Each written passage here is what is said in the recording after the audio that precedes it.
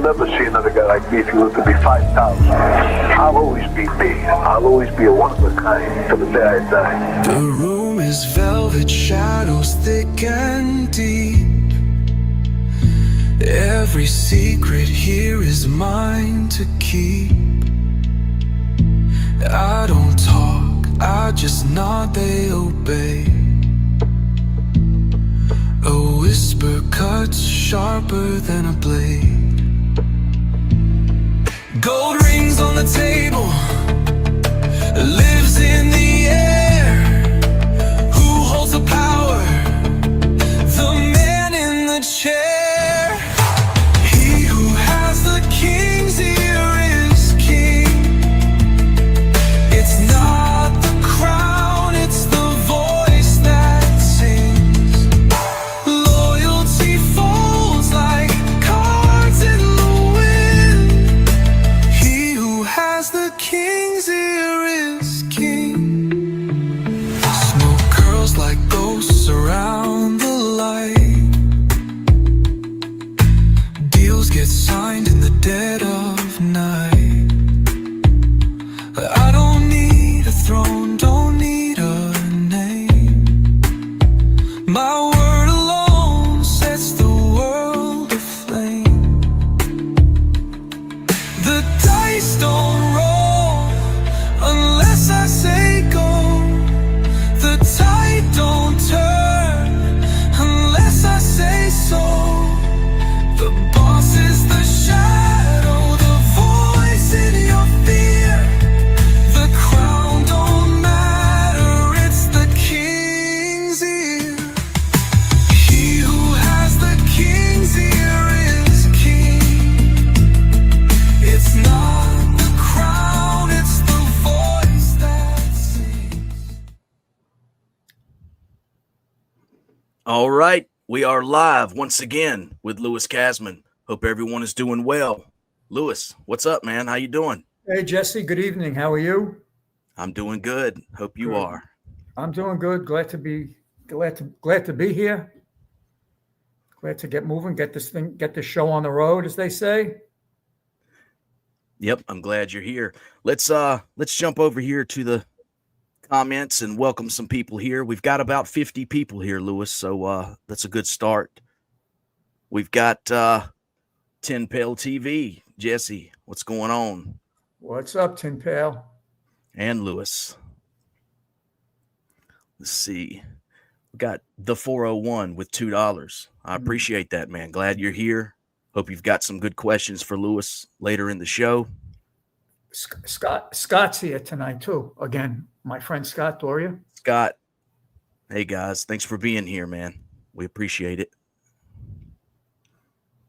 Let's see who else we got. The 401 with another $2. Appreciate that. Francisco, welcome, guys. Glad to have you.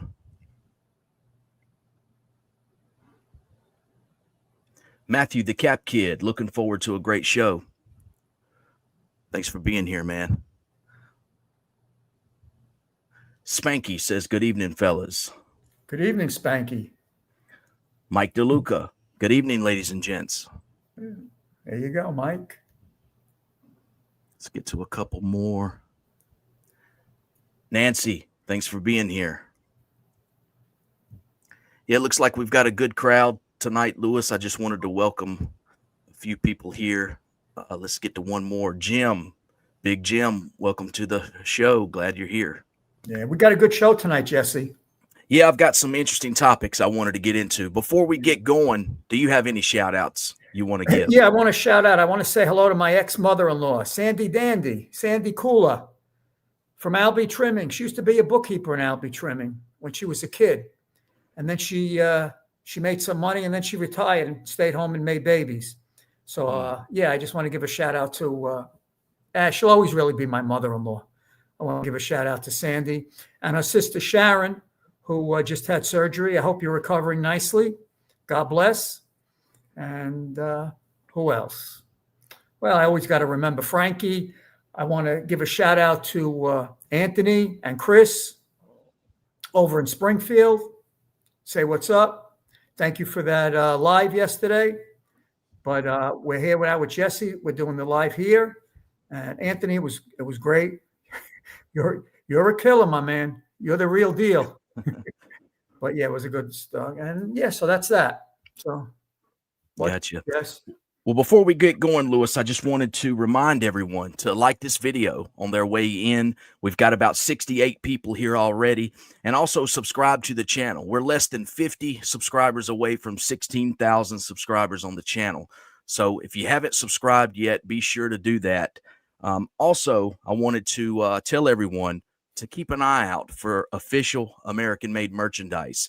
Like I said, we're almost at 16,000 subscribers, so we've had some people asking about it, and something I've been thinking about for a while, but we're putting that in motion. I know you and I have spoke about that, Lewis, so be looking for that soon. We're going to be dropping some things, so that'll be pretty cool.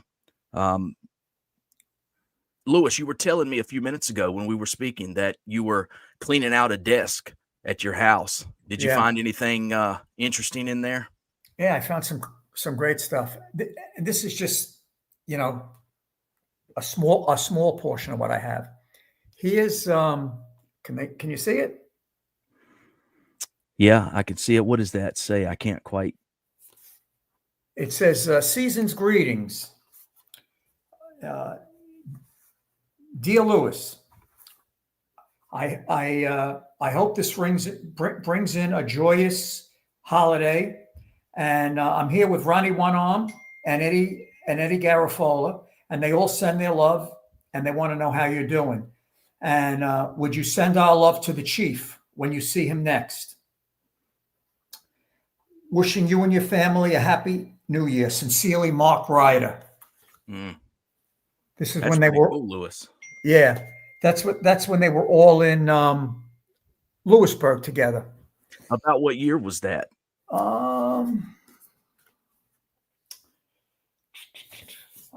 When I find 90s. the envelope, Mid to late 90s. Yeah, Mark Wright is dead. Ronnie One Arm went home on compassionate release, and I'm not sure if Eddie Garofalo is still alive or deceased. I think he's deceased. So, but it's amazing. Send our love and regards to the chief. Yeah, through you. Through me. Ronnie One Arm and Eddie Garofalo. Yeah, that's pretty cool, man. Yeah, signed by Mark. So then I got multiple letters from Mark Ryder and Michael Ryder, his son. Here's one for the this is a good one. Herbie Sperling, a lifer. You ever hear of Herbie? Yeah, I think we've mentioned him a few times. Okay. What do you send me here? French connection, a tough guy. His wife Josephine lived in Belmore, Joe Sperling, and John used to make me bring her $5,000 every quarter. And when she didn't have air conditioning, we had to send from the garment center, Albee Trimming. We had to send over the air conditioning guy to put air conditioning in our apartment because John wanted her to have air conditioning. So here's a letter from her. I'm reading a letter here now from Herbie Sperling. Dear Lewis, I hope this letter finds you and your family in good health. This is in 2006. 4806. How many years ago, Jess? A lot of years ago. That's what, like 15, 18 16, years ago. Something like that. Yep. I'm in good health. Never would complain. I'm in good health. I just want to express to you, and please pass this along to John. Thank you for everything that you're doing for my wife, Josephine. I can't find the words to express to John and to you for keeping me and my wife in your thoughts and prayers. Take care. Love, Herbie. Yeah, that's pretty cool. Yeah, you said 2006.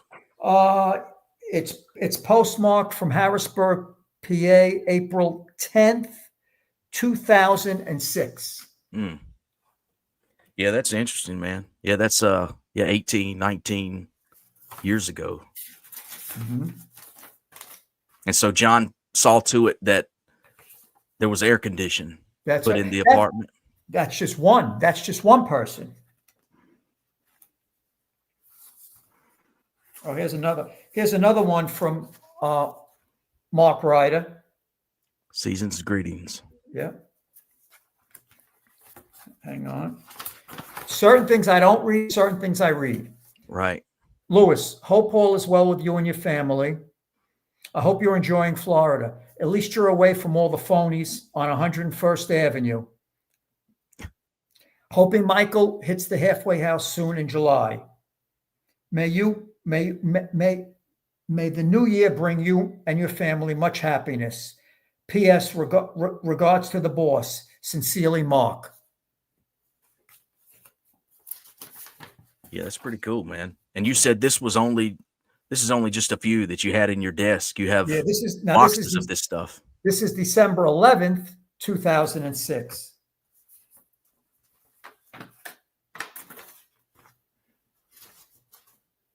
It's interesting stuff, man. Yeah, here's one from I don't know if do you remember this guy? Anthony Muscatello? Yeah. Yeah, I can't read it too good, but okay. Yeah, I see it. Yeah. This is a long-winded one. I'll save that for after. I just want to get to some of the smaller ones. Let me see who this is one. Oh, here's one from Uncle Pete. Let's hear from Uncle Pete. Okay. Oh, yeah. Okay, that's me with Uncle Pete.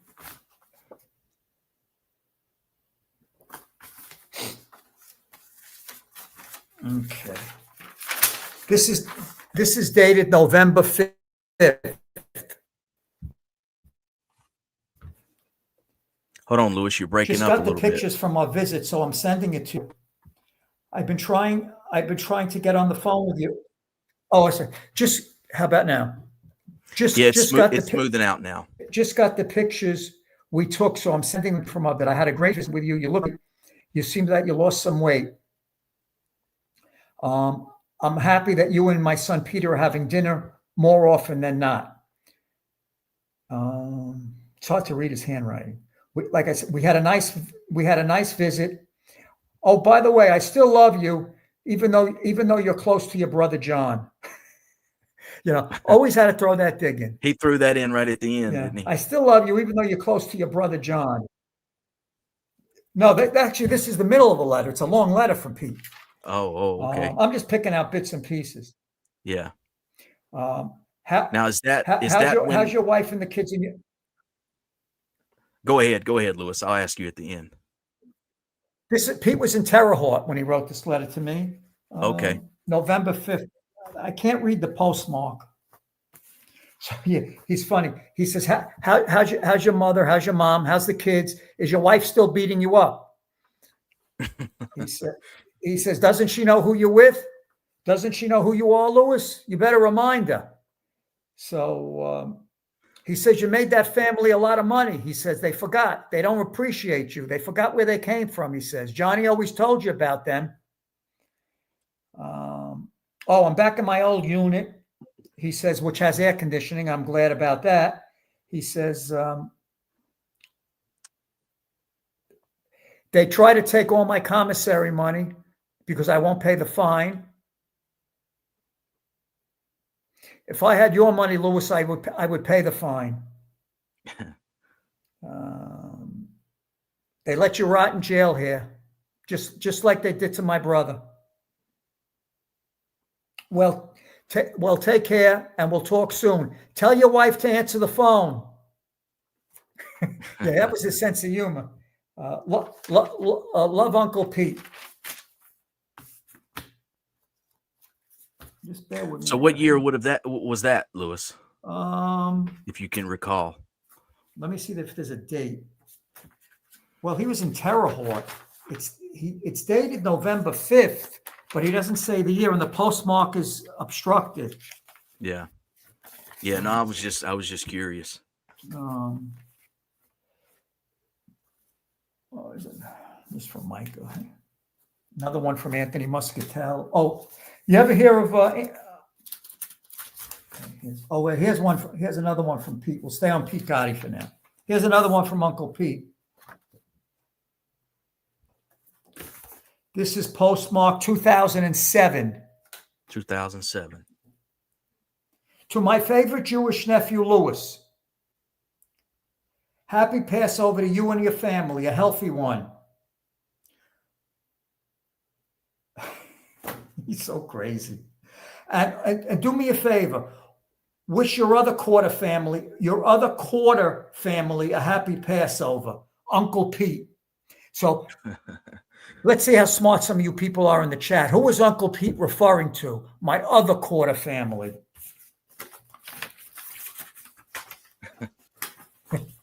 Yes, so that's interesting though. He calls you his adopted nephew. That's pretty. Yeah. That's pretty cool. I was adopted by so many people. Forget it. Yeah, but all these people that say that John Gotti calling you his adopted son is bullshit. They say that's made up. And then here's Pete Gotti saying you're his adopted nephew. That's Okay, here's one. 2008. Ronnie Trucchio, one-arm Ronnie, captain.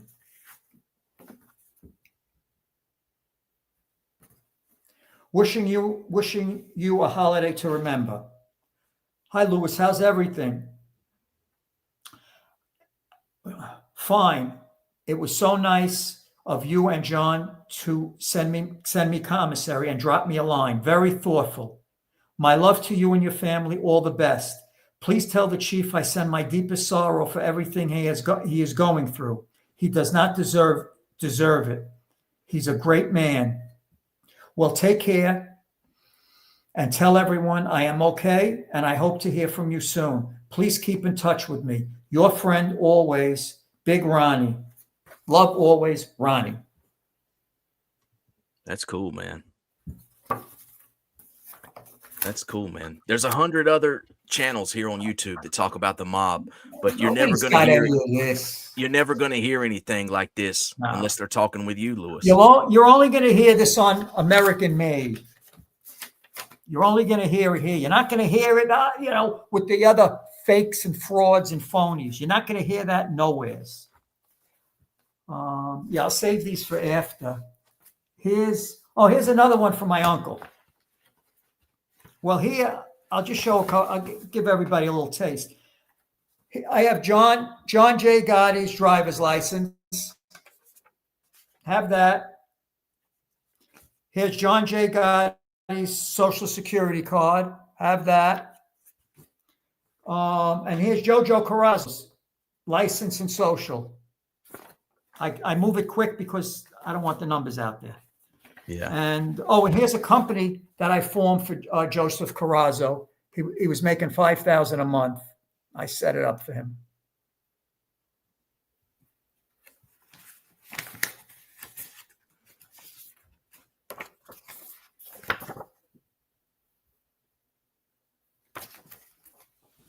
Okay. Oh, here's a good one. Okay, here's a letter. Here's a letter from Uncle Pete. Here's a letter from Uncle Pete, postmarked 2006, March 20th. Hi, Lewis. I hope you and your family are okay. And how's your mom? Is she doing good? As for me, I feel fine. I think I will be out of here by next week at the most. I guess they were shipping him. I'm not a letter writer like my brother is. Give my love to your mom and to your wife and the kids. Tell them Uncle Pete sends their love. And if I have any friends out there, if they remember me down there, tell them I said I'm alive and well. Here are some pictures from our very last visit. Again, I think they came out great. I look forward to seeing you again. Try and come and see me as often as you can. As I enjoy my visits with you the best. Take care. Take care of yourself. Stay away from the scumbags.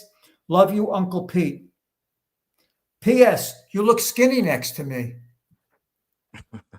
Oh, by the way, send my love to your brother.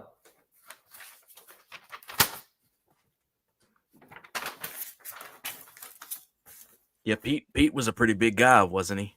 Yeah. Well, in this picture before he got sick, Yeah. you know, he dwarfs me there.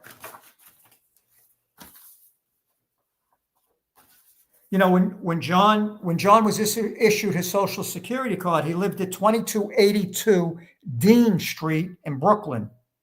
2282 Dean Street in Brooklyn. Mm.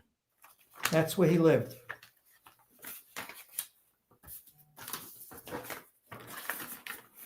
Yeah, that's pretty interesting, man. You got a couple more you want to get to? I got a couple more. This is without me going to storage. Yeah. I have literally hundreds of letters from the boss. Yeah, this is exclusive stuff, man. We got about 100 people in the chat. Be sure to hit that subscribe button. This is exclusive stuff, man. You're not going to see it anywhere else. Hey, Tin Pail, I hope you're paying attention, my man. Okay, here's a letter from Anthony McGalley. He was a boss of the Gambino family. They used to call him the genius. This is dated January 31st, 2008. Hey, Lewis. I'm glad you're doing well. As for me, they just moved me to a low facility at the Allenwood complex. I felt really bad for Herbie. This is when Herbie Sperling passed away. Mm-hmm. I felt really bad for Herbie. He was a good man. And also Vinny Artuso passed away. He says, I feel bad for him. He says, not that I know that you didn't care for him too much, but, you know, he says he was a good man. Let me see.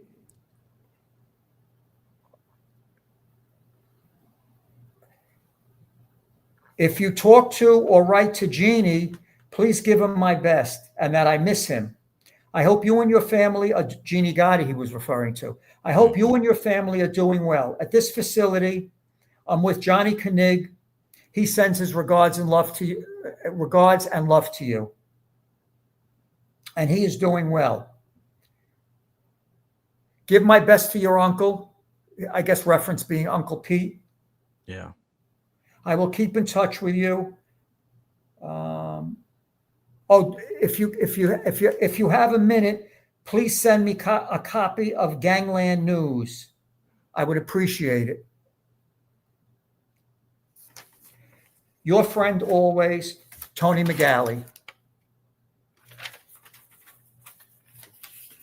Anybody else have a letter from Tony McGalley? Huh? Scars, you got one? You wouldn't. You. It's too late to ask you that because you're probably drunk. Okay, here's another one from Anthony McGalley, 2007.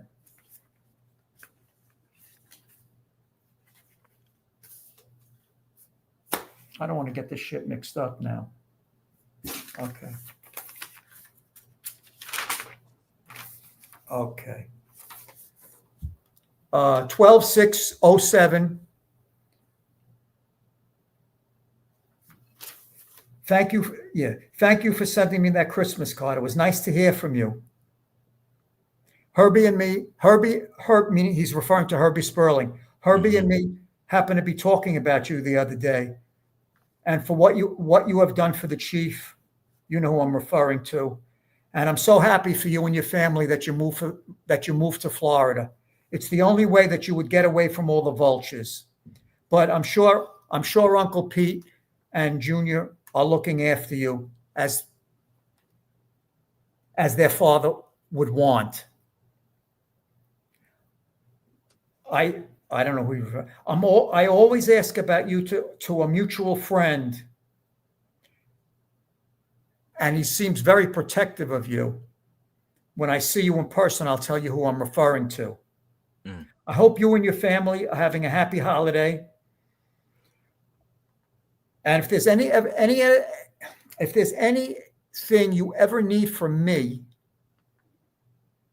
do not hesitate to ask.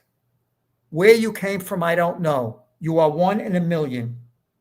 There is no one in the life or out of the life that would have done for John Gotti that you did for him. Mm. So anything that you need, you come and see me. It would be my pleasure. Just let me know what it is, and I'll be there for you. Well, I'm not a big letter writer. I'm doing well, and you are family well. Below is my wife, her office and her cell. If you need anything or need to get in touch with me or want me to put you on my visiting list, do not hesitate to reach out. Your friend, Tony McGalley. Tony.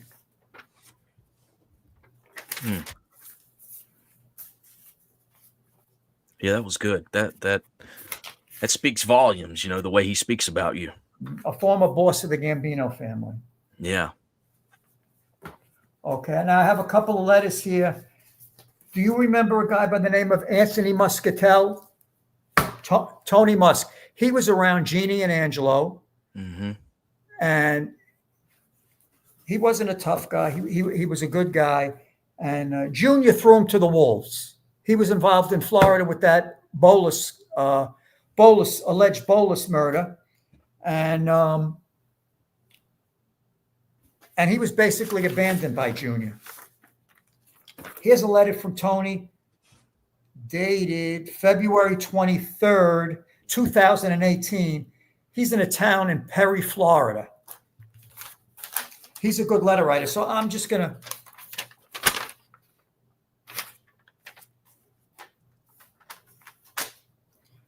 Dear Lewis,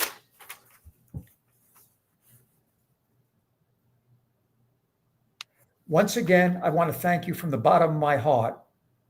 You are the only person that has sent me any commissary. I have an my appeal was heard, oral argument. So my attorney feels it should be good. I don't know what happened. Maybe he did get out. I don't know. It should get reversed. I'm hoping God is taking care of the case. The 4th DCA just reversed the case similar to that regarding Bilotti.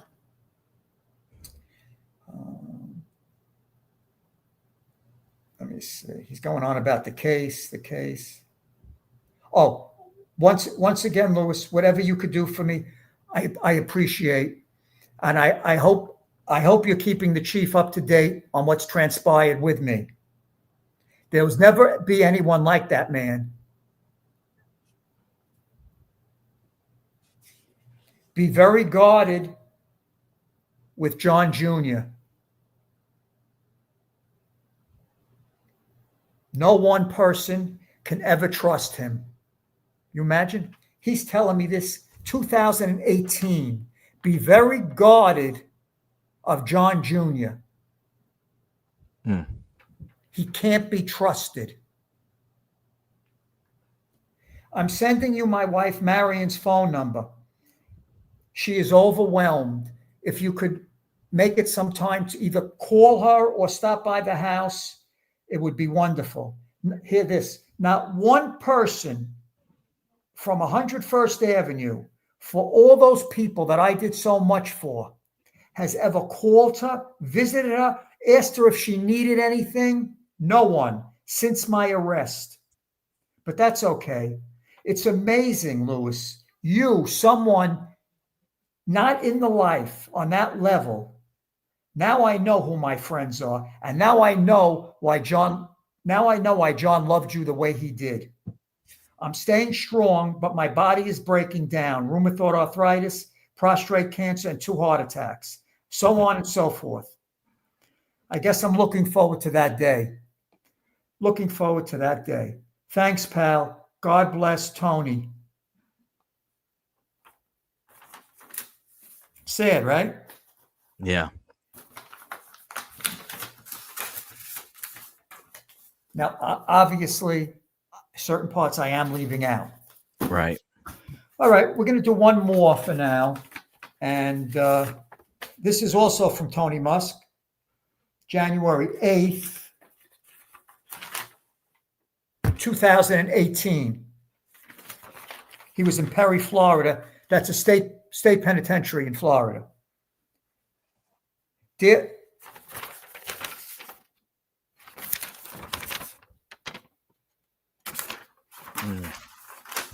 Dear Lewis, once again, thank you for the commissary on my canteen.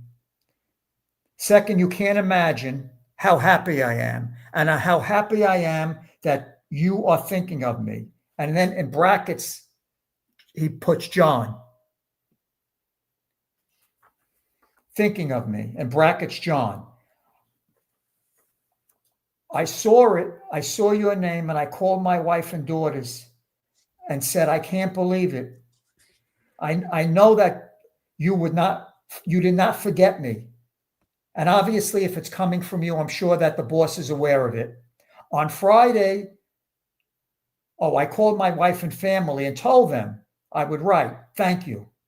God bless you. There is no way to explain what happened to me except to say I had nothing to do with any of these charges against me. I guess because I was so close to Angelo and Jeannie and John that they came after me. I didn't see it coming, but my family did, and they told me to watch myself. I'm going to skip through some of it here. It's not for publication. All right. Hear this one. Like our friend used to say, they think he's so funny, Tony. Like our friend used to say, they think IQ is an inquiry in a horse race. Do you get that? Like our friend used to say, they think IQ is an inquiry in a horse race. I have bad arthritis, so writing is a little bit hard for me. Please stay in touch with me. Is that you are the only one since my 2005 arrest that I hear from. And my family. Thank you. And thank John. But I assure you, if God allows, I hope one day I can pay you back in some fashion. I know you don't need money. I just want to win my appeal. Tell all the people that I've heard from and I know love me and ask for me that maybe one day I'll be home soon. It seems the only true friend I have is you, Lewis, and John, and of course Jeannie and Angelo. They are true friends to me. I'm getting screwed, and I'm not even getting kissed at the same time. I feel like a bitch. Haha. Thanks again, Tony. Yeah, that's good stuff, Lewis. And there's one letter here from, now Mark Ryder had a son, Michael Ryder. And Michael and I were close, and I was very close to his brother, Greg, who, you recall, he was murdered and his body never appeared. This is in 2006.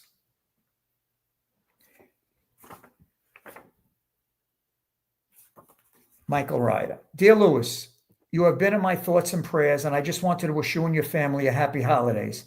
I hope things have gotten better with your wife, and she's not slapping you around anymore. Don't get divorced. It's all the same all over. I hope things get back on track with you. Tell your mother-in-law to mind her business. She was always in everybody's business in Merrick. As for myself, I'm doing fine. Thankfully, this will be my last Christmas in this shithole. But as you know, when in prison, Christmas and New Year's, it's just another day. I look forward to putting this behind me and getting on with my life. Lewis, please give my regards to your mom and Hank. Stay strong, my friend. Love you. Be well. I will be in touch soon. Michael. So these are just a little sprinkling of what we have to look forward to, Jesse, on American Made. Yeah. Like I said, man, it's exclusive stuff. You're not going to hear it anywhere else. Yeah, exactly right. You're not going to hear it from anybody in this genre because they don't have it. Yep. They don't have it. Let's drink to the chief. I want to drink to the chief. What do you got? You got nothing. You remember John said that? Yeah. What do you have? I have nothing. I got nothing coming. Yep. See, you know what I'm talking about. You got nothing coming, you mutt. We got puke and we got mutt. You're the mutt, and that's puke. You got nothing coming with Yeah. your phony, fraudulent nonsense. Well, Lewis, before we get going into the topic at hand, I want to keep. We've been going a little bit now. We've got about 120 people watching. Before we get going to the main topic, you brought up Gene Gotti there a few times. You were telling me a few minutes ago before we got on here, you heard some information about Gene. Is that something you want to talk about? I thought it was pretty interesting. I could put that out there. From what I hear, and whatever pecking order you want to put it in, we'll go like this: 1, Gene; 2, Nikki; 3, Big Louie. That's what I heard. As the administration. Correct. Yeah. With the Gambino family. With Menino on the Sicilian, dealing with Sicilian, and like that. That's what I hear. You could, mix it up in whatever order you want. I know Big Louis, he's right now with the consigliere position, but I think they're going to move him out. Yeah, that's interesting. I know that comes from a good source. So it is, I try to call Uncle Jeannie, but he wouldn't confirm or deny it. So I can't confirm or deny it. But that's just something you heard. Yeah, that's from what I heard from a good source. Yeah. All right, Lewis.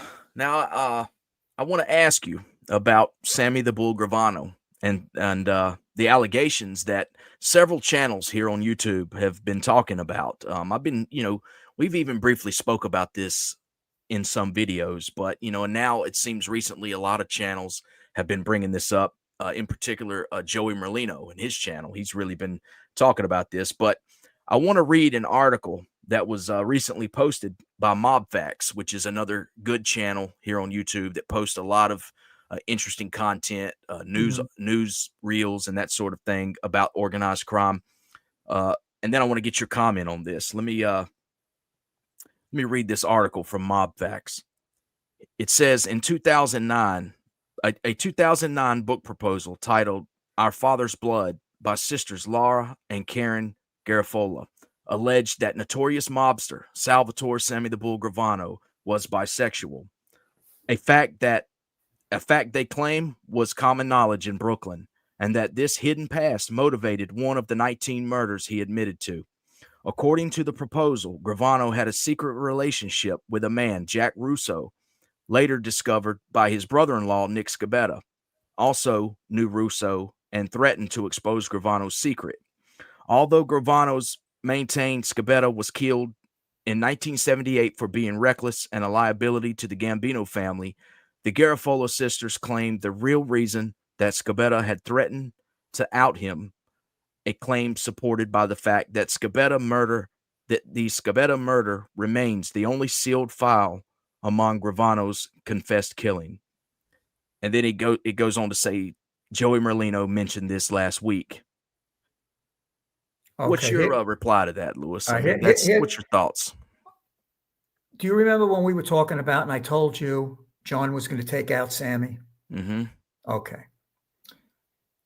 I'm going to stop there. Now, Jack Russo and Sammy were together. And Scabetta was with Sammy too. So he was jealous of this guy Russo. It was a love triangle. It was the three of them. So Sammy picked this Russo guy over Scabetta, and he whacked Scabetta. And that's why the government knew he was a raccoon. So he begged the government to seal all that info on Scabetta.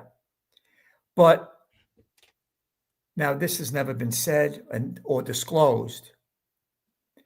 Al Krieger has that 302 and that info on Nick Scabetta. Al Krieger's dead. Yeah. But Al Krieger saw it and read it. Okay? So That's true. That's very true. But I believe that's one of the many reasons John was going to kill him. And he was going to kill him before that indictment. Mm. Okay? So it all ties together, Jesse. Everything that I've been saying on American Made from day one, it all ties together. Unlike other people in this genre, that nothing ties together. It all ties together. Okay? He knew about Jack Russo. He knew about Shabetta. I believe Karen knew about it. Sammy's wife knew about it. Okay? I believe Sammy's daughter knew about it. Teddy Atlas knew about it. Because Sammy used to like to hang out in these gyms. What was he doing in these gyms? Okay? So it all came together. And it came together while John was on the street. So yeah, I mean that's how that, yeah. These Garofalo sisters, you know, they're claiming that, you know, this was common knowledge in Brooklyn. I mean, well, I don't know. I don't know if it was common knowledge, but yeah. you know, they'll say anything. They'll say Right. anything.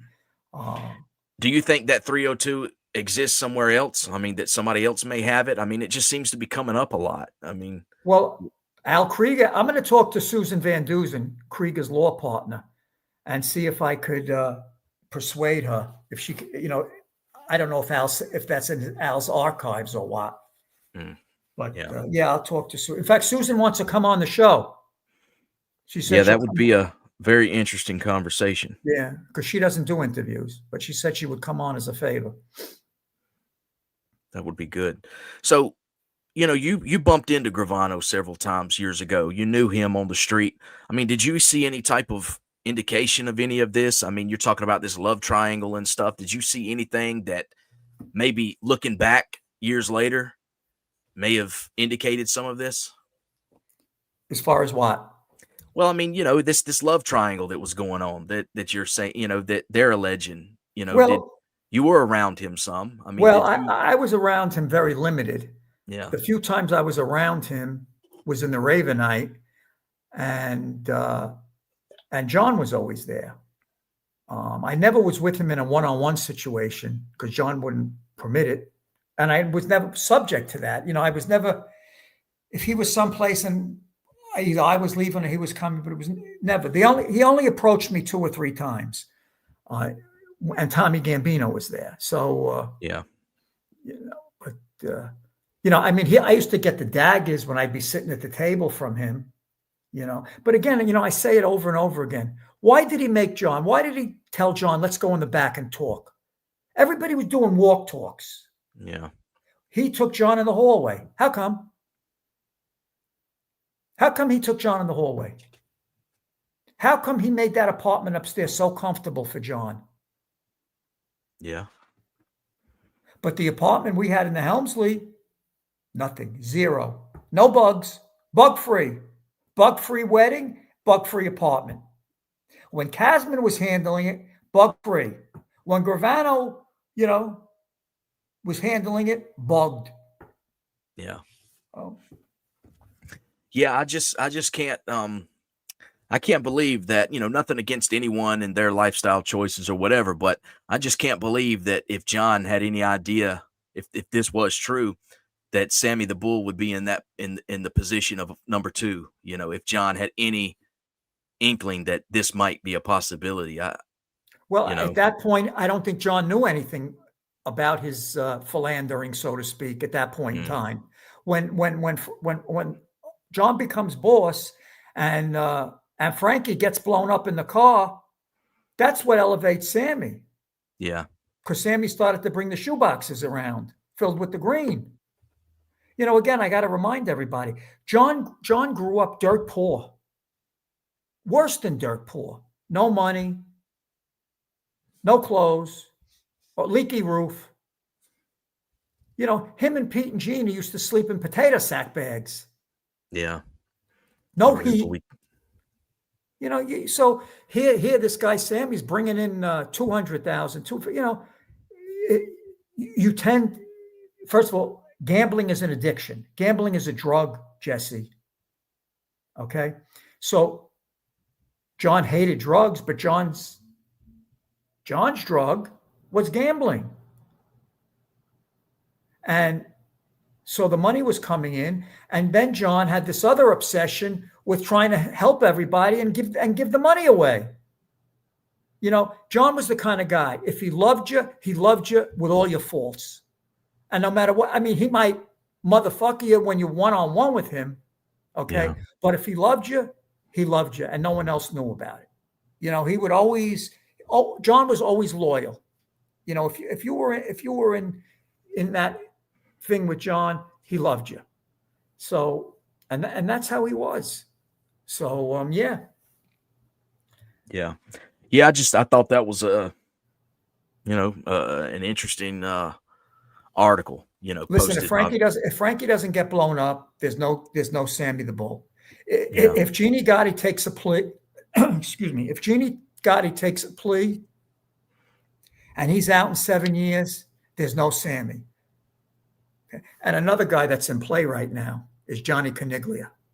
My prediction, only my prediction, I have no knowledge of it. Johnny Caniglia becomes a captain or an acting captain, if he's not already, and he takes over that whole Bergen crew with Tommy Sneakers. That's my prediction. Let's drink to the chief.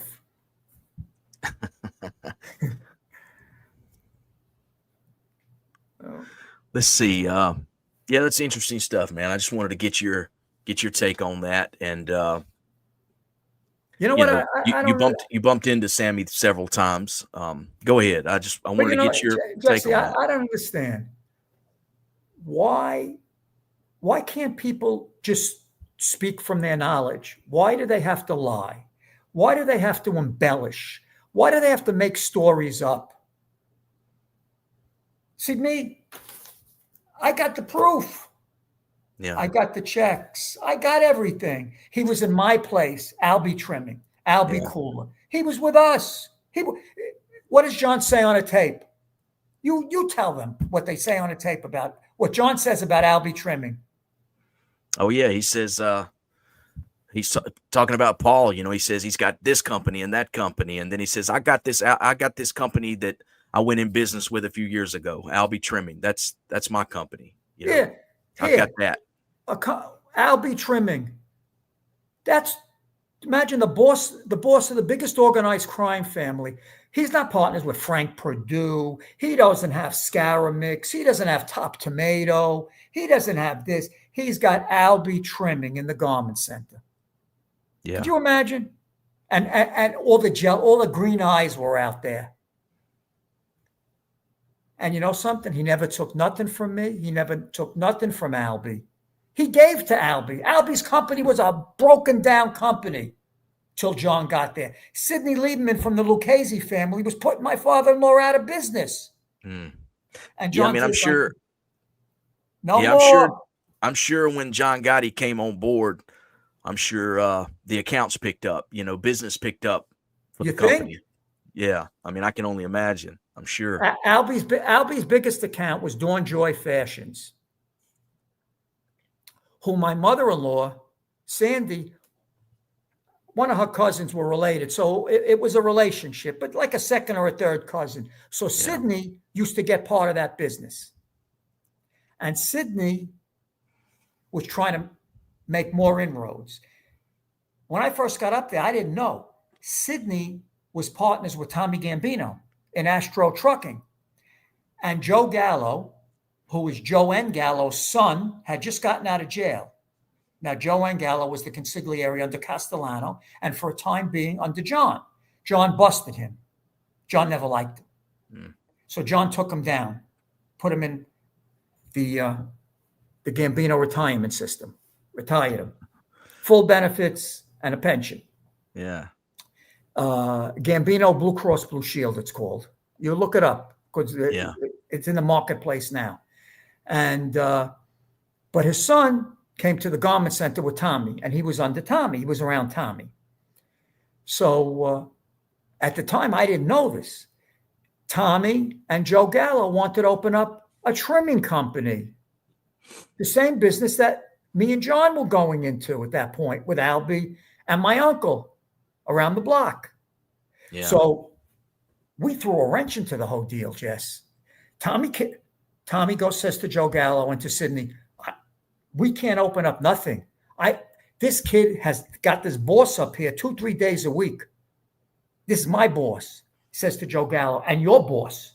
Yeah. So they're opening up a trimming company. Everything's got to go to them now. So Sidney was stopped dead in his tracks, and we opened up a nice, legitimate, good business. Yeah. Yeah, other people in the family can't compete against the boss's company. Well, John had an expression, pigs get slaughtered. Yeah. And I said to Tommy one day, I said, there's an expression out there. It's called pigs get slaughtered. So, he looked at me. I said, nah, Tom, pigs get slaughtered. You got enough. You got 20 trucking companies, 14 unions, 7 associations. You got enough. You take care of Joe Gallo. His father left him plenty of money. His father was a boss for how many years, Joanne Gallo? Yeah. Nobody lasts forever, but Joanne Gallo had a good track record. And Joe Gallo was a tough guy. He was no slouch. Me and him fought tooth and nail, but he respected me because I never ran back to John. But one day John passed a remark to me. He says, I hear you fighting pretty good up there with Joe Gallo. He says, just give me the word, and I'll knock him into the next world. Mm. He says, I'll put him where his father is. Just give me the word. I says, boss, everything's under control. Tommy's handling it all. He's all right. He says, I only will act if you tell me you're being, if he's aggravating you one bit, just let me know about this Joe Gallo. Because I didn't like his father. And honestly, I never liked him. So you just let me know, Lewis. Any problem with this Gallo guy, you let me know. Yeah, that's crazy, man. That's I can't imagine going into a negotiation having that type of backing. That's wild, man. Yeah, I'm telling you. As a young, you're a young kid, you're young. a young guy. I was young. And the Gambino boss is telling you, you just give me the word. Yeah, just let me know. He says, don't be aggravated by this guy, and don't let Tommy waltz you around. If they're playing, he says Tommy played with Angelo and he played with Uncle Jeannie. He played with my brother. Because remember, Angelo and Jeannie came up here to ask for help originally from Mike Coiro, and Tommy waltzed them around the block. Tommy's done waltzing. Because if Tommy wants a waltz, we'll put him by Sparks, where his uncle was with Uncle laying. Paul. Yeah. So, but in my own way, I had to protect Tommy, even though Tommy was a little bit waltzing. But ultimately I got what we needed up there for me and my family. I got to stretch a little bit. Ultimately, I got what you needed. Even though my father-in-law is an ingrate and it was never enough for my father-in-law. He always wanted more. Never enough for him. Williams Island, the Hamlet, here, there, never enough for my father-in-law. And he never would share. He wouldn't share. He had to share, but he didn't do it voluntarily. Yeah. And here's a guy that had a $2 million broken down business with adding machines that you had to pull the thing down. Okay? Wouldn't share. But he shared. It was simple, either share or go bankrupt. Yeah. Because John only came there because of me. And we built our office for John upstairs in Albie Trimming. And every time John came to work, Albie used to run up the stairs to see Albie, to see John. So, but listen, like I said, John was never a greedy man. Everybody made a lot of money. Some people just didn't manage their money right. You know what I mean? Some people just didn't know how to manage their money right. They were stupid. because nothing lasts forever. Yep. You know, and when you have money and you're successful, you're supposed to help people, help your family, help your sister, help your brother, help your brother-in-law. You have to help people. You can't run to the racetrack and piss all your money away. Yeah. You got to help all the people that you love, all the people that are around you, like I did. Because believe me, I could have taken John. There were 20 guys that wanted me to go into business with them. Yeah. Julie Bernstein, you name it, Paul Altman. I could have went anywhere with my business. You know, but John says, listen, we started with here, stay here with Albie, and that's the way it is. And my mother-in-law, she used to come in when she knew John was in the office. She would take a car in to come in and see John with her aromatic perfume on. She'd be spritzed up all over. Yeah. So, what about the other business that you started, the Scorpio marketing or whatever that was? What was that? That was still housed in Albie Trimming. So we just formed another company there. Got you. Yeah. So, you know, John was old-fashioned that way. You know, Lewis, you started here. Let's just stay here. You know, you married his daughter, and that's what I did do. Yeah. You know, when I was in jail, Jesse, you have commissary, and back then, it's $350 a month. So I didn't want to overwhelm my father-in-law. So his one assignment was to get a postal, because back then you had to send a postal money order. Get a postal money order for $350. I wrote out all the envelopes from in advance and mail it every month. And he did do that. And I had two family members that I really trusted.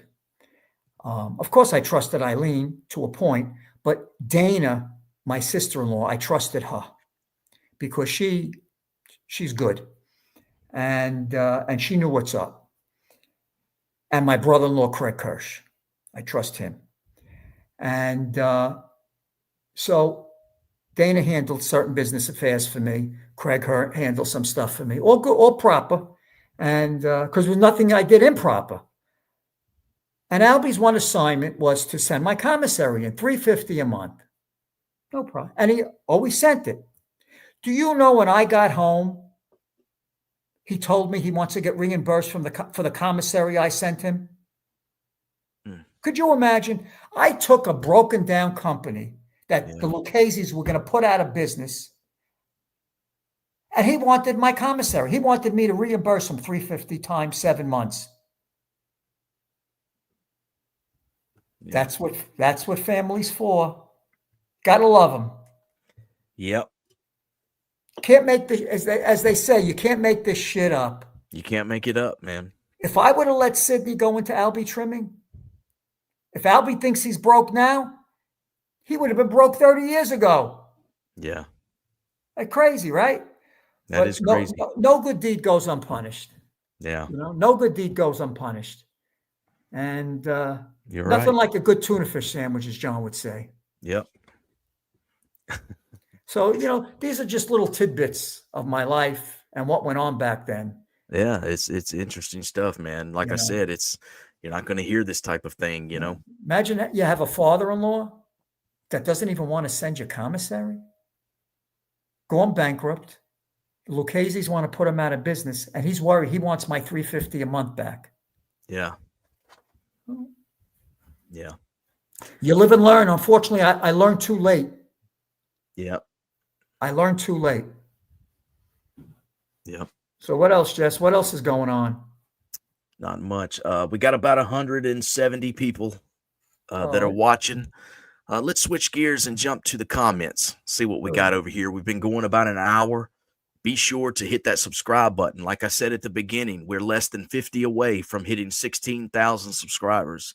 So if you haven't subscribed, hit that button. That way, you know, hit the notification bell. That way, you know when we're doing something here. Yeah, a lot Let's of people. jump. Let's see. G Shippy says, didn't John pass in 2002? I think he's referring to the letters. That was Pete Gotti, John's brother, that he was talking about.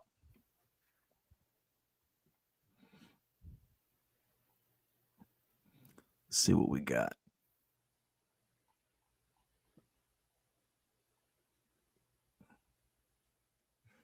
Another Lewis. He says, greetings from London. Ooh, Glad you're here. over the pond.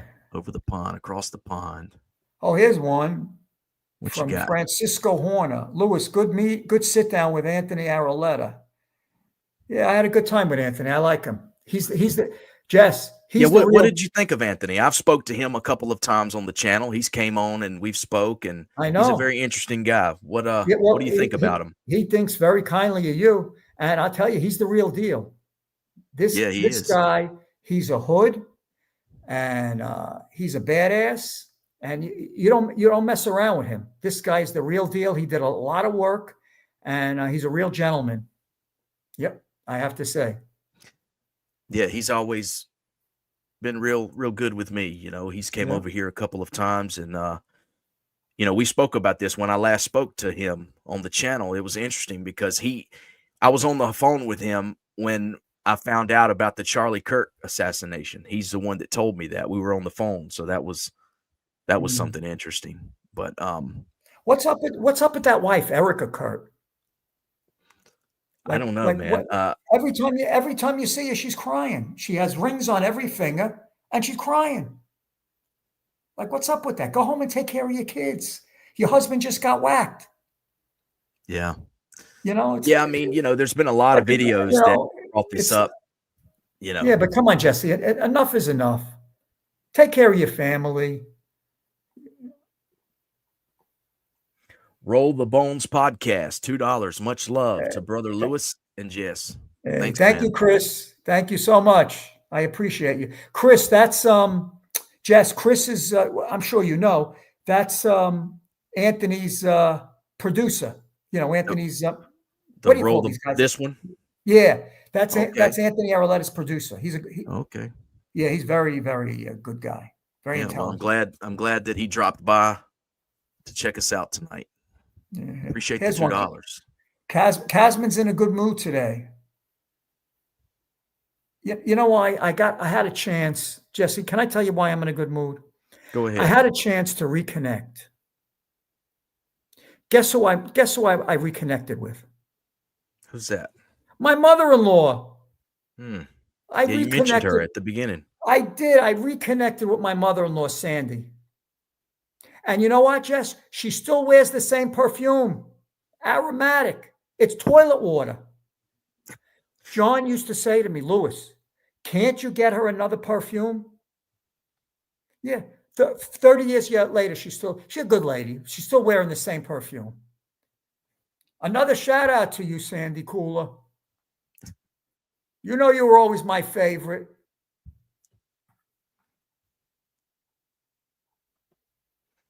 Damn Funk says this guy just put Junior's social security number on the screen. Not juniors, seniors. And not his number, because you couldn't see his number.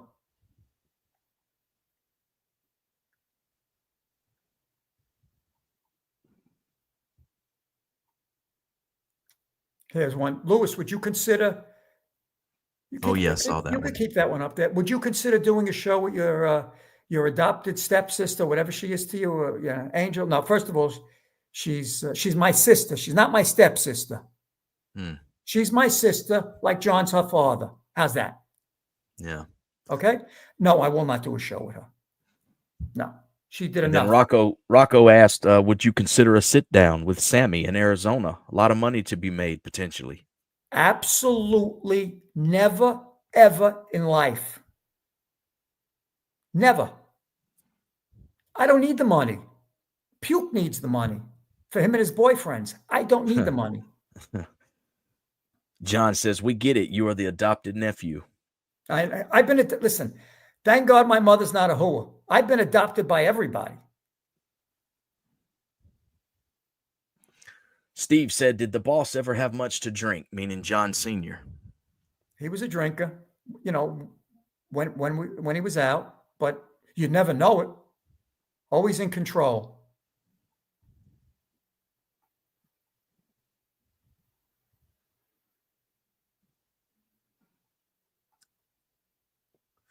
Francisco said he's already subscribed. I appreciate that, man. Thank you. We got to get to 16,000 tonight. Oh, listen to me, Jesse. You're going to be the biggest in this genre because you only report and talk truth, not regurgitation, not lies, not stories, not fibs, truth. Mm. Yeah, I was there. I whacked Tommy. I whacked Louis the Leprechaun. I whacked Frankie the Cat. Yeah. What was the one with the sea monster? Yeah, Sigmund the Sea Monster. But you, RJ, you never did a piece of work. What'd you do? You didn't even carry his briefcase. You didn't do nothing. Oh, and by the way, that money you were holding from construction, you remember that money that Junior didn't take from you, that you were holding? Where's that money? You were holding money that Junior says, no, you hold it, Mike. You hold it, Mikey. Where's the money? Drink to the chief. Hats off to the chief.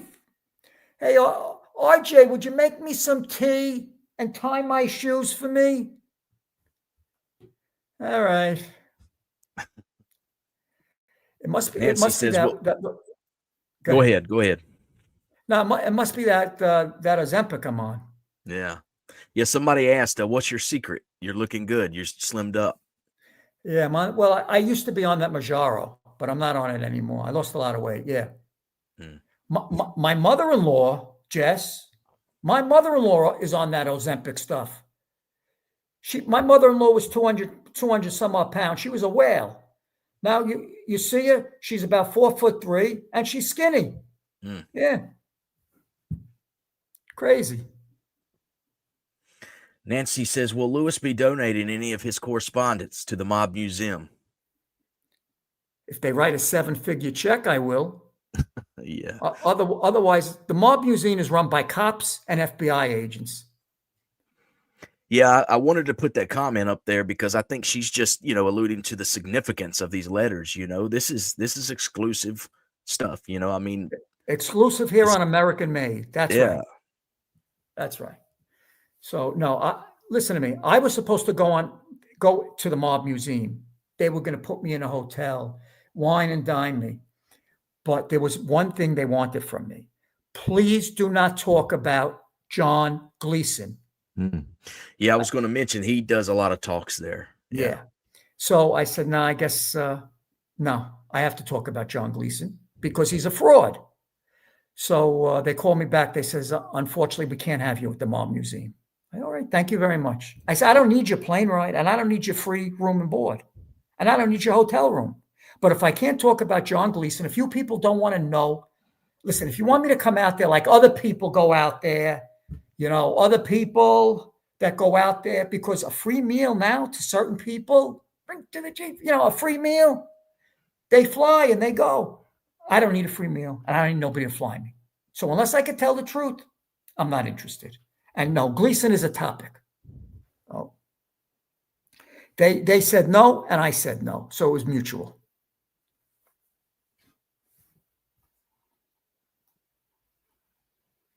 Yeah, I know I've seen several videos with Gleason doing stuff over there. Because the place is run by cops. Yeah. And DEA agents.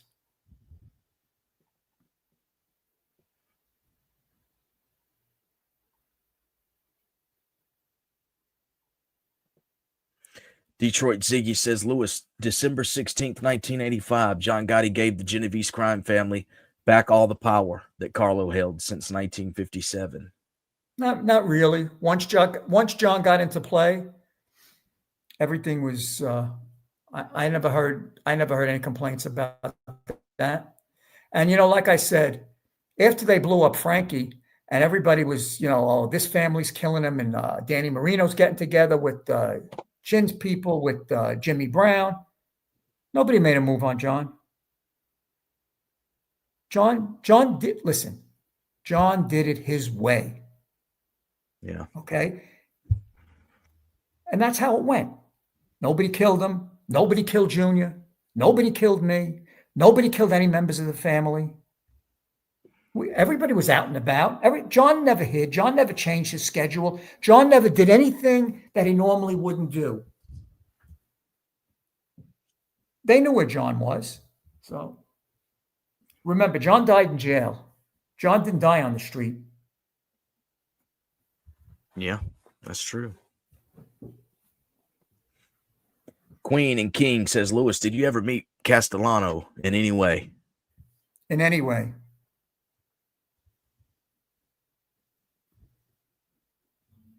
Did you ever see him on the street or anything? I met him once. In any way. In any way. Yeah, in any way.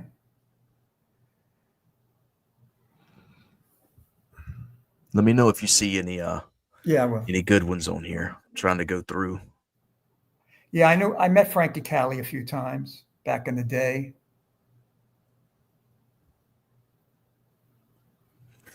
Yeah, here's a good one from Shippy. Gee, Shippy. Isn't that the guy John yelled at on the phone? Yeah, that's John yelling at Tony Muscatel.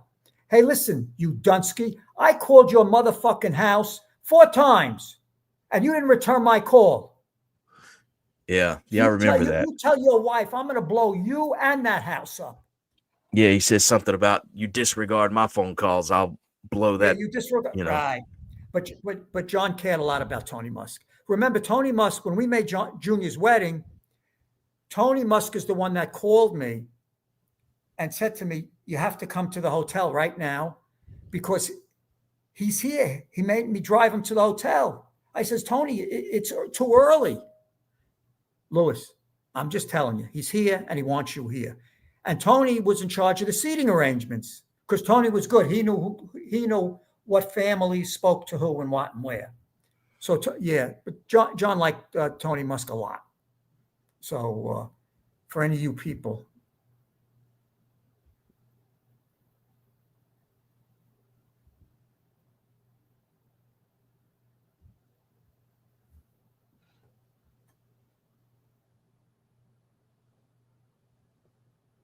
Josh Trent says, wow, I've heard it before about Sammy, but in his teenage years was the time period of the accusations. That kind of truth would never get out. I don't know, Josh. Maybe you know more than me. I'm just telling you what I know. Here's one. Timothy Clay, speak on Jackie Knows. Jackie was a skipper, a degenerate gambler like John. Very mild-mannered guy. Scars was around him. Vaccarezza was around him. He had a little crew, non-earners. Scars was never an earner. Vaccarezza was never an earner. Vaccarezza was running Denoy restaurant for us. And Jackie was a good guy. Never could make any money. We had him on the payroll. He was on the garment center payroll. I used to pay Jackie's electric bill. What else? Crystal Geyser, Hal Irvin used to pay his car payment. I made sure his house, the electric was on, the heat was on, there was oil in the tank. And eventually I had Joe Butch go to all the skippers so they Christmas and they kick in because Jackie was, with John 24/7 in terms of that life, in the life. So, Jackie couldn't earn even if he wanted to, but Jackie had that mild-mannered way about him. Yeah. And he was a good fit, So Jackie was all right. When John went away and Jackie became more influential, that's when Jackie's personality changed. He got caught up in it. He wasn't the same Jackie. He wasn't the same Jackie that I knew or that Scars knew back in the day. Yeah. He became a different person. Jackie got caught up in the power. Lewis is very credible, in my opinion. Then G. Shippy says, I believe Lewis. He's the real deal. You can't make this shit up. Hey, Harry Valentini's here. You see our buddy Harry? Yeah, I think so. I think I did see him. Yeah. What's Jersey Boy saying? Yeah, I just want to throw this one up behind those other two. You seem like the only person in this genre who doesn't add to or fabricate or completely bullshit the audience. I was there. I had the boss's ear. I don't have to bullshit or fabricate. I was there. You feel me? You get it? Which one did you want to get to? There was something here about Bobby Borriello. Oh yeah, I saw that one. But the chat moved on me. Yeah, I wanted because Bob.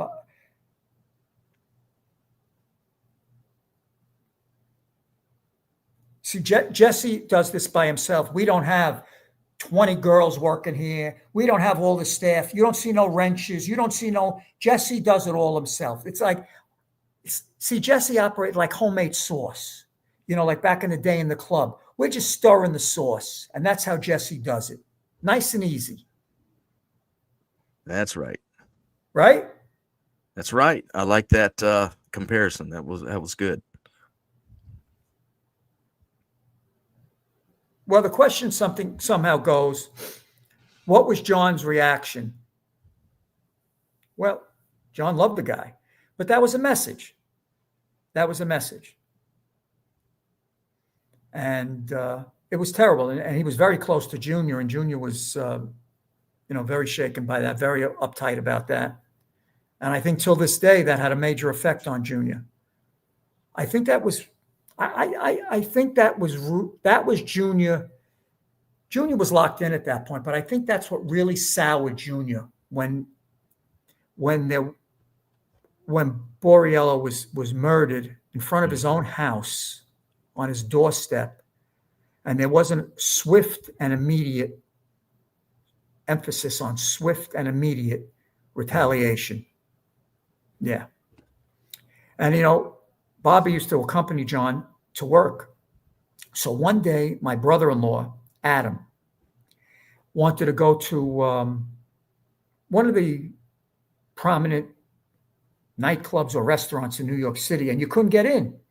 So John assigned Bobby Borriello to take my brother-in-law, Adam Kula, to Adam and his friends to that restaurant or nightclub. That was Bobby's assignment that night.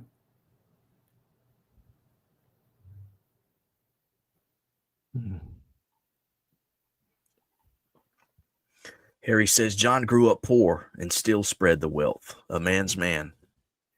You're right, Harry. Very generous.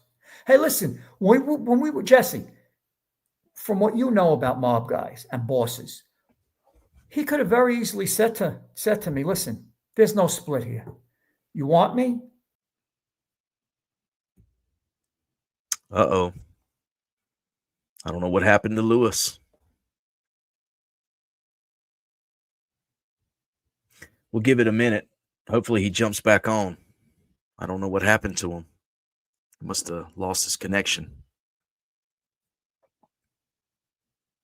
I'm here. There he is. Yeah, sorry about that. I touched the keypad. No problem. He could have very easily said to me, Lewis, I'm doing a lot for you guys. I want 70%, and you and your father are going to take 30. And if you don't like it, you know what? I'm going to go partners with Tommy Gambino and Joe Gallo. Yeah. No, he could have totally taken advantage of course. That situation. And there's nothing you could really do about it. But he did. What could I do about it? Right. But that's why you got to appreciate. You know what I mean, Sandy Dandy? People got to learn to appreciate.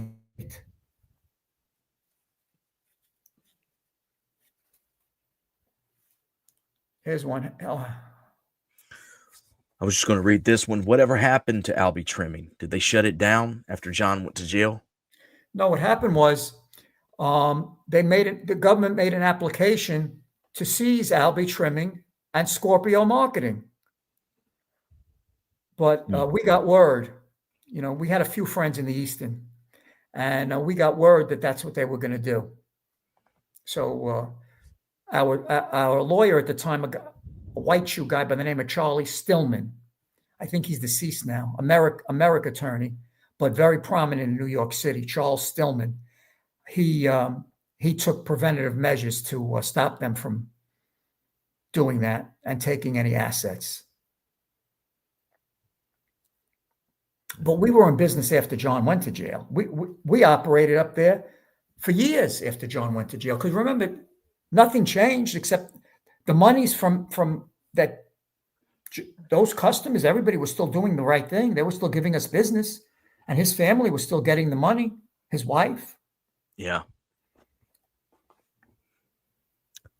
Did you see one you wanted to get to, Lewis? Jesse, I have hundreds of other letters, from John and others that, we'll have to do it another time, obviously. Here's one from Mike DeLuca.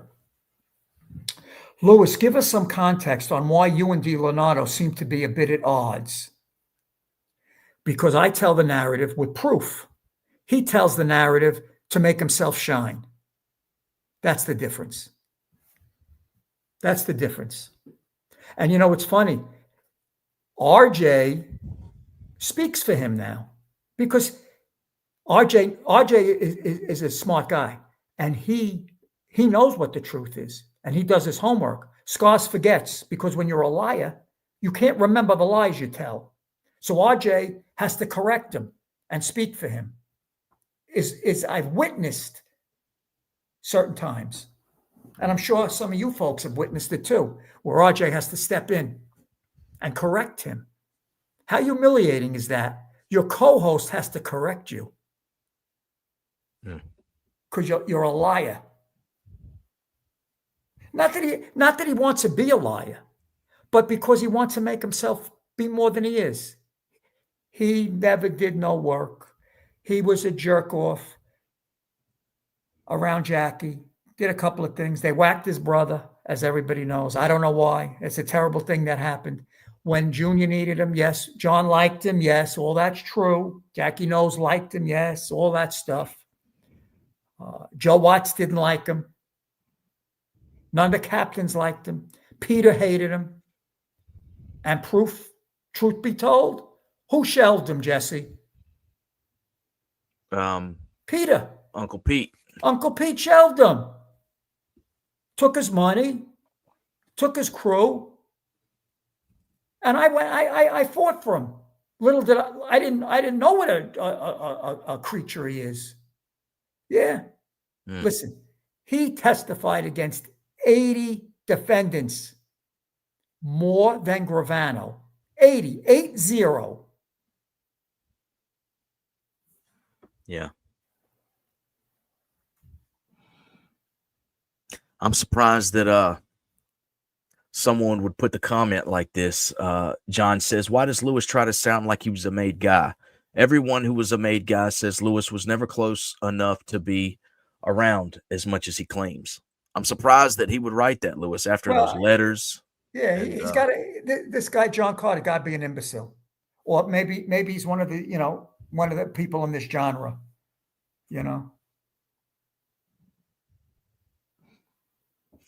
And then this is in response to that. Who says that, John Carter? I've only heard Junior and Angel say that. No one else. Right. Well, that's true. Obviously, everybody with any intelligence knows why Junior or Angel would say that. It's called jealousy. Yep. Why was he calling my house? Why was my wife answering the phone? Hi, Grandpa. How you doing? How's everything? Oh, put the kids on. Do this, do that. Oh, where's Lewis? Is he sleeping? He used to call me. He used to say, "Where's he in the muff? Where's Muffy?" Yeah. So she talked to him a few minutes, and back then he used to call from jail, and we had those. We didn't have the walk-around cell phones, but we had the car cells, the car phones. So yeah. I used to tell Eileen, I had a phone system in my house where she could conference the call in. So she got so nervous when he would call, she would disconnect him. He would say, "Would you tell that wife of yours that doesn't have any brains to learn how to do a conference call? He didn't mean it. He loved Eileen. But yeah, it's just a tidbit, one story. But yeah, that's why we're making this stuff up. Yeah. It's all made up stuff. Hey, check this out. Anthony Arlotta, he says, great show, fellas. Yeah, thank you, Anthony. Anthony, be good. Don't be whacking anybody tonight. Stay home or in the gym. Don't go back to your old ways, Ant. Only kidding. You really are the real deal, Anthony. You're a good guy. See, a guy like you, that Anthony Arlotta, Jesse, he's a throwback. Yeah. Like I mean, John that's why I've invited him on the channel several times, because he's an interesting guy, and he's somebody like you, Lewis, that was there, Yeah, but he was a made guy, and he did work. Right. I agree. But, your relationship with John, you was there. His relationship to that life, he was there. He's the real deal. His relationship to Al Bruno. Yeah. He was very close to Al Bruno till he wasn't anymore. And a lot of guys in New York. Yeah. Yeah. He was very respected, from back from when he was on the street. John would have loved a guy like him. Let's see what we got, Lewis. We've been going almost an hour and 30 minutes. We've got a little bit over 150 people in the chat. Let's see if we got a couple more good questions to get to. Puppet Master. You see him? 919 Puppet Master. I'm a little bit behind. Let me get to it.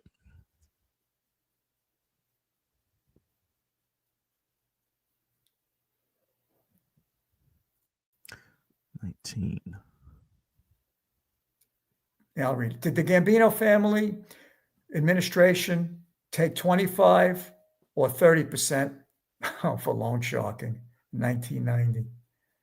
Closer to 30. It depends. If it was a knockdown, they take a little less. John, oh, I didn't want to get into it. John, he was too generous. But yeah. Not Jimmy 2 times says, I love Lewis. We all know he was the real deal. I just hate seeing him become so angry. Don't let the trolls do that to you, Lewis. The trolls don't bother me. I'm good now. I'm an old pro at this. It's just that I hate when people make up stories about John and lie and just say things that are not true. They don't know. They weren't there. They were with me when he was with Sophia Loren and Whitney Houston in my father-in-law's apartment on Williams Island in the penthouse. They weren't there. Yeah. They were nowhere to be found. I was there. Yeah. Lewis was there. Like I always say, Lewis, there are so many of these people that bumped into John one time in prison, bumped into him one time on the street. Yeah. And then they go on forever talking about their so-called relationship with John Gotti when it's all bullshit. And just so all you people know, Scars wasn't there either. He was nowheres around. So maybe there was another John he was close to. Could be. No, you know what it is? Jesse, I figured it out. RJ was there. This is breaking news. RJ was there. He was with me when we were on vacation. RJ Roger was with me. Breaking news. That's breaking news. That's breaking news.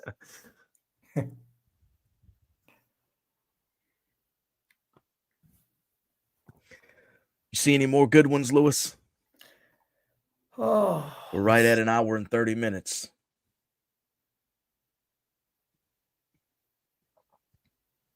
Puppet Master says Lewis is the man. Thank you, Puppet. Hey, Jess, I want to do, I think I want me and you, I think we should go on with Anthony and do a thing, me, you, and Anthony. Because he could we could do that. he could do the thing like with the whole mob thing, the man, being a made member, and then I think that would be great. I really think that would be good, because he's the real deal. He's not like these other jerk offs. This when I got done with him, the sweat was pouring off me, Jess. Yeah. Tracy says, "Can anyone see my messages? As I see them, but no one is saying hi. Damn, I sound like a spoiled brat. Believe me, I'm not. Just like to get in a hi. That's all." Hey, what's up, Tracy? Tracy, hello. We're glad you're here. Yeah, no, that would be cool, Lewis. We'll have to talk about that, Yeah. This guy here, Daniel Chalais, we did speak about Bobby Borrella. That's where we got it from, Daniel. Thank you. Billy says, "Lewis is the real deal. I hear other channels calling him a liar, but they have no clue. Do they have pictures with John Sr.? Nope. Do they have letters? Nope. Do they have his license? Nope. Do they have his social? Nope. Do they have his paychecks? Nope. Do they have the check for the funeral? Nope. So what do you got? Tell me what you got. Tell me what you people got. You got nothing. Like John, how does he say it, Jesse? I got nothing. You got nothing. Scars, you got nothing but lies and puppet master behind you. RJ, reminding you what to say. Remember, 80. You testified against 80. Junior didn't. You did. Yeah. 8-0. Hanger 18 says, "Hope you're doing good, Jesse." I'm doing great, man. I'm glad you're here. Jesse's doing great. You're gonna be at 50,000. 6 months, you'll be at 50. Yeah, we gotta hit that subscribe button. Yeah. Hopefully, we're gonna cross 16,000 tonight. Yeah. Wait Jim till you says, see what "Great I break content." out in the next couple of months, Jesse. All right. Wait till you see what I break out. Hanger 18 got the first snowfall up here in Detroit. Already missing summer. Yeah. I was at the store earlier, Lewis, and they've already got Christmas stuff out. They got it down here in Florida too. They got the Christmas stuff out. Yeah. In fact, this week I'm going to go sit on Santa's lap. So I'll send you a picture. Yeah, I need to see that picture. Would you like that? Yeah. I'm going to send you the picture. I'm going to send my other friend. I want him to hang it up in the teepee with the smoke signals.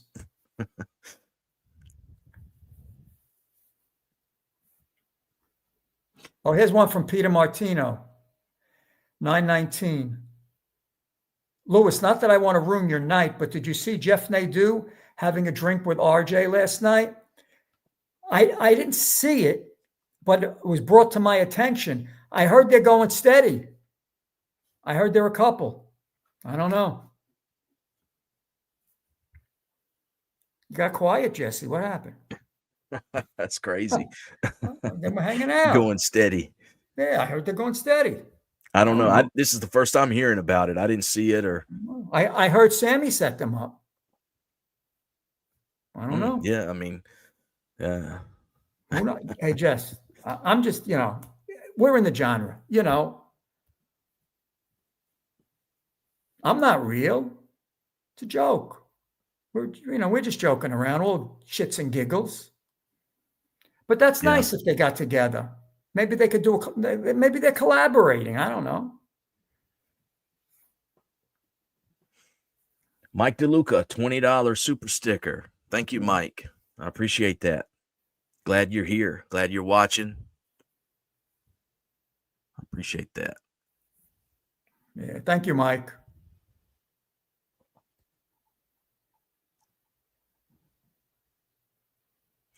Nancy says, "What state is Jesse in?" I know Lewis is in Florida.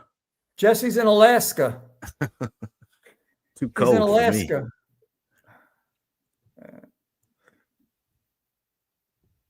No, I'm in North Carolina.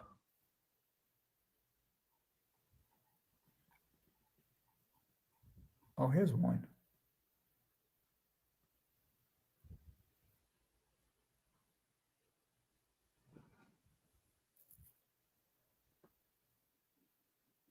John Gotti is a true legend, a man's man. Yeah, indeed. Let me know if you see something you want to get to. That's right, Hangar 18, the Tar Heel State. We've been going about an hour and 35 minutes, Lewis. We got about 150 people. Here's Bruno's asking me how my malinator is. Yeah, tough, Bruno, but love him. Lewis, La Palma or Stella's? That's those two restaurants on Long Island, Jess. Mm-hmm. I have to say Stella's when it was open. It's not open anymore, but Stella's, loved Stella's. Josh says, gotta go, guys. Catch you next week. Great show. Cheers. Josh, thanks for being here, man. Thank you. Big Shot says, do you still have any of the letters that I'm assuming John Gotti wrote you? Of course. Come on, Big Shot. Pay attention.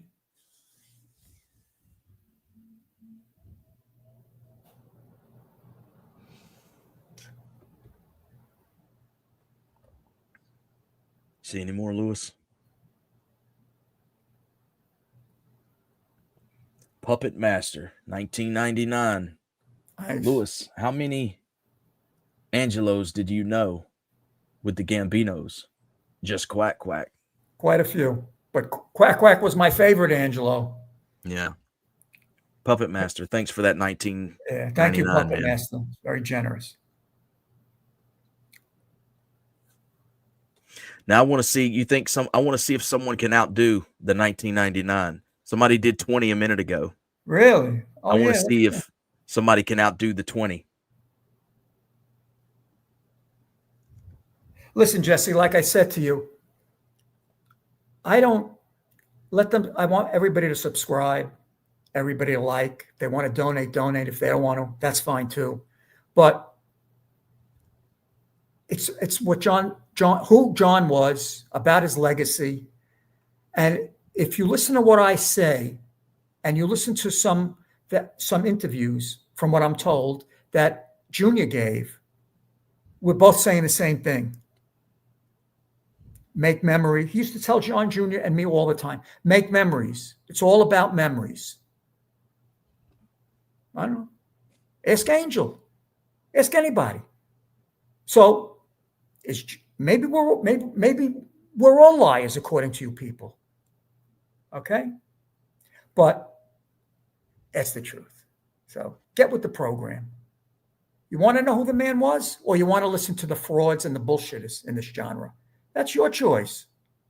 Yeah. You'll always get from me what I experienced. Nothing more and nothing less. What I experienced with John J. Gotti, the boss of the Gambino crime family. That's what you're going to get from me. If you want more, if you want to lie, or you want an embellishment, or you want a regurgitation, you know the other channels to go to. And you'll get that. Breaking news and this news and that news. Here, you're not going to get that.